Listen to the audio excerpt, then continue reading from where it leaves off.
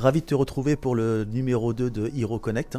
L'idée, c'est de maintenant, d'abord pour nous, pour parler un petit peu de la plateforme, de tout ce qui se passe, de se retrouver tous les 2 mois, mais aussi pour nos utilisateurs, nos clients, les tenir informés, communiquer et partager un petit peu tout ce qui se passe sur la plateforme, toutes les avancées. J'aimerais qu'on revienne sur l'année 2024. En quelques chiffres déjà, simplement pour resituer, c'est 14 millions d'assets partagés et échangés sur la plateforme, 3 fois plus de commentaires, 3 fois plus de tâches, 3 fois plus de casts et d'événements créés sur la plateforme. C'est ça. Donc on voit vraiment que toutes les parties de Hero sont utilisées aujourd'hui. C'est que voilà, tout ce qu'on a développé, c'est des fonctionnalités qui sont utilisées par nos clients. On les a travaillées aussi avec eux. Donc c'est vraiment nos clients mettent de plus en plus de choses à l'intérieur de Hero. Ils utilisent vraiment l'ensemble de tout ce qu'on a offert comme fonctionnalité pour suivre leur projet de bout en bout. Et c'est le but. Il est important d'avoir une solution qui vient gérer un projet de A à Z.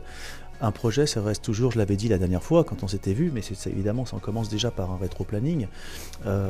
Et ensuite, c'est pouvoir organiser ces équipes qui ne sont pas forcément in situ dans le même lieu et pouvoir suivre un petit peu l'avancée pour voir si on est vraiment dans le bon tempo. Donc, on a fait le premier Hero Connect sur l'upload direct et l'upload manager, mais revenons dessus pour ceux qui ne l'ont pas écouté. Pour faire un point à nouveau sur 2024, on a eu notre première très grosse évolution en 2024, on a fait plein d'autres choses avant, mais on a notre première très grosse évolution en 2024, c'est qu'on a revu complètement le système d'upload et de transloadage des fichiers sur la plateforme.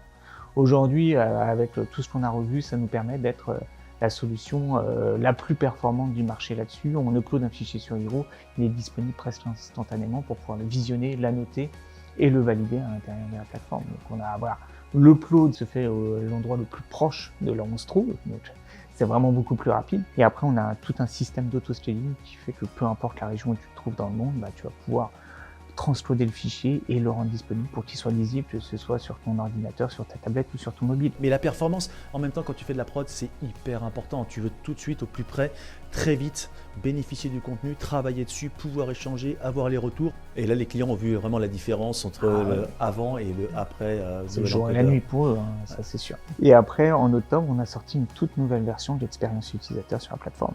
Interface, nouveau logo aussi qu'on a sorti là, il a vraiment été designé dans ce sens-là, à rassembler un peu tout ce qu'on peut avoir à droite à gauche dans cette plateforme-là, vraiment au centre avec l'ikigai. Il y a une portée aussi philosophique. L'ikigai, c'est un symbole japonais qui veut dire la raison d'être, la raison de vivre.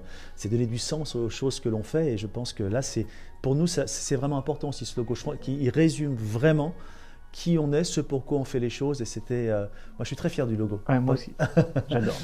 Et donc là, l'idée c'est de revenir aussi un peu sur tout ce qui était au niveau fonctionnel. Donc la nouvelle version de Hero, nouvelle UX, nouvelle interface, nouvelle façon de penser Hero tout simplement.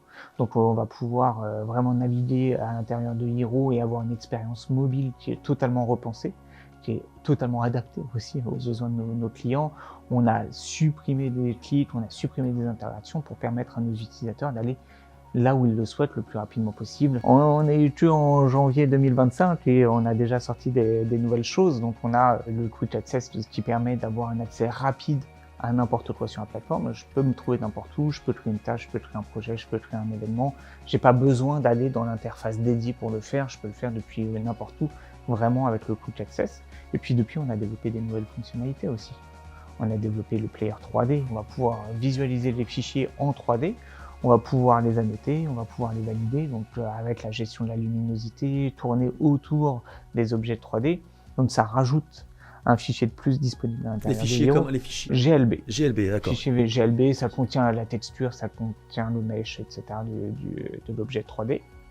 Mais on avait la vidéo, les bandes sonores, les fichiers PDF, toute la suite Microsoft Office, d'accord, les fichiers web et les fichiers 3D maintenant qu'on va pouvoir visualiser et annoter à l'intérieur de la plateforme. Il y a eu aussi le folder tree, quand même ça c'est aussi un truc de fou qui fait gagner un temps de dingue. Le folder tree, l'arborescence de dossiers à l'intérieur d'un projet. Je peux me balader dans mon projet et je vais pouvoir glisser des fichiers de mon projet dans n'importe quel niveau l'arborescence de mon projet, plutôt que de passer d'un dossier à un autre dossier à un autre dossier. Là, je vais pouvoir directement aller dans le dossier qui m'intéresse et réorganiser tout ça. Donc, on a développé aussi les fonctionnalités pour pouvoir visionner directement, quand je suis sur un player, toutes les métadonnées associées à un fichier, pouvoir ajouter des mots-clés, pouvoir les indexer directement, etc. Il fallait le faire avant depuis la vue, ce qu'on appelle Finder, la vue dossier, à l'intérieur du fichier, clé de droit, gérer des informations. Là, tu es dans ton player, tu ouvres ton panel informations, au même niveau que tes notes ou des sous-titres, et tu vas pouvoir indexer ton contenu directement, voir tous les paramètres, les métadonnées liées à ce contenu-là aussi. Il y a eu aussi le player full screen. On a mis un tout petit peu de temps à le sortir après la nouvelle version de l'interface parce que on a travaillé sur un nouveau système qui était très orienté mobile. Tu te balades dans Hiro en mode portrait comme tu le fais sur n'importe quelle application. Tu rentres sur une vidéo et en fait dès que tu vas passer en mode paysage, il va passer en full screen pour que tu aies vraiment une expérience cinéma à chaque fois que tu regardes une vidéo à l'intérieur de ton écran. On a eu une V1 et maintenant une V2 qui n'a absolument rien à voir parce que là aussi vous avez tout repensé, c'était le planning. On a tout revu, c'est parce qu'on avait une première version qui était une version un peu plus à la Google Agenda, c'est-à-dire que tu charges une semaine et tu passes d'une semaine à l'autre, etc. Donc on a tout revu pour avoir un scroll infini qui te permet de voir tous les événements juste en scrollant, donc ça va charger au fur et à mesure, peu importe la quantité des événements, des ressources associées, des utilisateurs associés, des labels associés. Tu vas pouvoir les drag and dropper à l'intérieur de l'interface pour pouvoir les changer directement, réaffecter une ressource, réaffecter un événement, changer la date, créer de la récurrence. Tu vas pouvoir faire tout ça à l'intérieur d'une plateforme qui te permet ensuite de sortir des statistiques de temps passé par ressources humaines ou par ressources matérielles. Et surtout, je trouve que la linéarité comme ça, et puis la performance aussi, parce que tu peux avoir une linéarité si c'est pas performant, bon ok, mais parce qu'il y a des projets qui durent 3, 4 mois, 5 mois, 6 mois. Moi je trouve vraiment le travail que vous avez fait avec les équipes, je trouve ça vraiment incroyable. Et on va pas s'arrêter là parce qu'il y a encore plein d'autres choses. Aussi, il y a eu un gros travail parce qu'il y a eu ça sur la sécurité. Avec la nouvelle version, on a revu pas mal de sécurité aussi. C'est que c'est très cosmétique comme ça, mais en vrai, il y a plein de travail qui est fait sous le capot pour pouvoir faire en sorte de sécuriser encore plus le contenu de nos clients. On a la note la plus haute qu'on puisse avoir sur ce genre de système par rapport à tout ce qui existe aussi sur le marché. Et le fait d'avoir cette note la maximale sur la sécurité les rassure, mais nous aussi nous dit on est dans la bonne direction. Puis on a eu des très belles rencontres, notamment Louis Vuitton quand même. En fait, ils ont pris Hiro à la base pour gérer leurs défilés, pour avoir tous les contenus des défilés et tout ça. Et là maintenant ça s'étend sur tous les services, avec tous leurs prestataires, ça leur fait une plateforme pour pouvoir gérer leurs différents prestataires.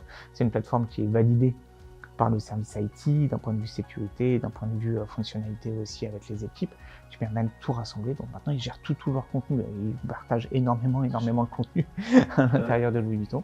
Il y a eu aussi Havas pendant les Jeux Olympiques, c'était quand même un gros challenge. Tu vas nous en parler là parce que tu connais bien le sujet. 11 langues de sources différentes qu'il fallait traduire et sous-titrer dans 32 langues différentes. Donc Hiro a servi à gérer tout ça, à faire de la traduction et du sous-titrage automatique pour pouvoir livrer ça dans des temps records. Si on parle de JO, on parle d'un événement important. Et ils ont été très contents d'ailleurs parce qu'on les a donc après interviewés, ils ont été super contents de l'expérience avec Hiro. C'était une belle aventure et un beau partage. Il y a eu également le Paris Saint-Germain qui gère aussi toute sa communication en utilisant Hiro. Il y a eu aussi Polisson, ils ont été récompensés aussi à Cannes je crois avec... Oui c'est ça, ils ont pas mal de prix techniques au César et à Cannes avec aussi Audiard, avec Anatomie d'une chute. Mais on a eu aussi une émission incroyable avec M6. Marié au premier regard. Une nouvelle émission qui va être lancée et continue. Ils ont adoré en tout cas la plateforme. En 2025, il y a déjà des choses qui se préparent. On n'en parlera pas, on leur réserve la surprise. Ça donnera l'objet de faire un nouveau Hiro Connect pour parler des nouveautés. Et puis bravo surtout aussi à toi, aux équipes. Et puis merci à nos clients de leur confiance et de travailler avec nous, auprès de nous, pour faire évoluer la plateforme, pour l'enrichir, pour nous apporter leur input. Parce que c'est finalement un outil collaboratif. C'est ça la collaboration. C'était cool de te voir.